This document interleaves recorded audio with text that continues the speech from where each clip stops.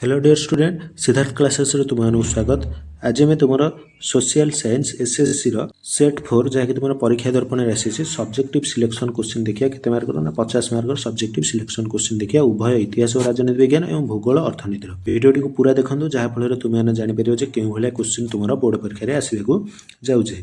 Fast question इतिहास और राजनीति विज्ञान 1 नंबर देला 4 मार्क सिलेक्शन क्वेश्चन इंग्रेज मान वर्ण वैष्णव नीति जो दक्षिण आफ्रिकार काम कर भारतीय माने केउ सबु अत्याचार सम्मुखीन होते सेगुड़िक विषय संक्षेप में लिख कि मिशन शक्तिर गठन उद्देश्य और कार्यगुड़िक वर्णना कर। बी रे देला अटली सब कमिटी केउ मानकु नै एवं कौन पाई गठन कराइथिला एवं यार मतामत कौन थिला लिख कि मिश्रण चुक्तिर शर्त गुड़िक उल्लेख करियो। ये थिला तुमर 4 मार्किया दुईटी क्वेश्चन 8 मार्कर। 2 नंबर क्वेश्चन 2 नंबर देला 3 मार्किया क्वेश्चन आमर असहयोग आंदोलन में गोपबंधु दास भूमिका वर्णना करियो कि कैबिनेट मिशन केबे और कौन पाई गठन कराइथिला यह केबे नुआ दिल्ली रे पहुंचीथिला। ये थिला 3 मार्किया क्वेश्चन ए। बी रे देला अंत्योदय अन्न योजना केबे और केउ पाई उद्दिष्ट थिला एथिरे सेमानकु केउ सब द्रव्य प्रदान कराउथिला किंबा भारतर प्रथम कृत्रिम उपग्रहर नाम कौन यह केबे सफलतार सहित महाकाश प्रेरण कराइथिला एथिरे केउ देशर सहायता लोड़ा जाइला।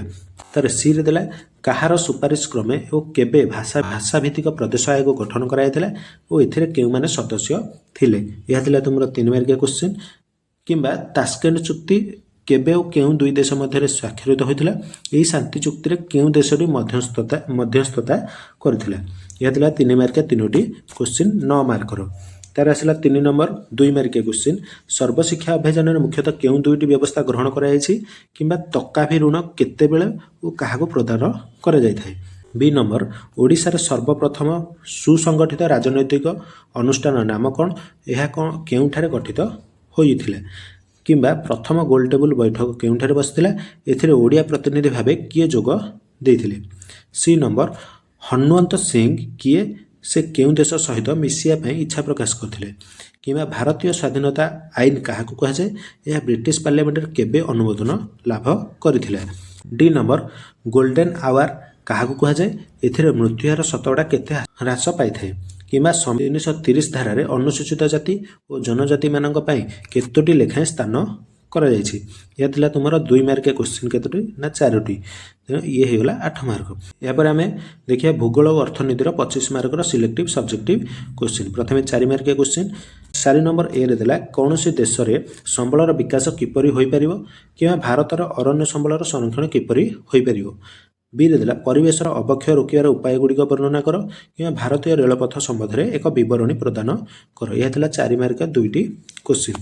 तार आसला 5 नंबर 3 मार्किया क्वेश्चन दैनंदिन जीवनर अभिज्ञतारू तुमे किपरि जल संबलर संरक्षण करिपरिबो से विषय निजर प्रस्ताव गुड़िक लेख किंबा तुम घर बाहर पड़िया थिबा समय बिजुली और घड़घड़ी रक्षा पाइबा कि पदक्षेप नेब ताहा लिखिबो।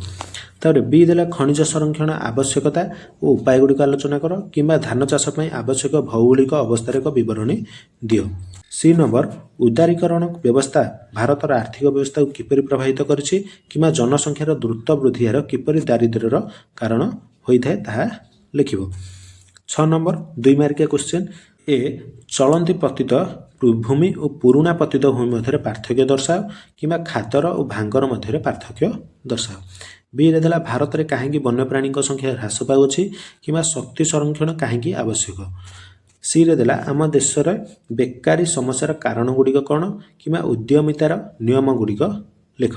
डी रे बजेटिंग कहीं गुरुत्वपूर्ण किंबा संक्षिप्त टिप्पणी लिखिब समष्टिगत पुंजी कौन जहाँकि तुम 2 मार्क क्वेश्चन। ये थिला तुमर उभय इतिहास राजनीति विज्ञान एवं भूगोल और अर्थनीति पार्टर 50 मार्क सिलेक्टिव सब्जेक्टिव क्वेश्चन जहाँकि तुम परीक्षा दर्पण सेट 4 रे पब्लिश होइछि।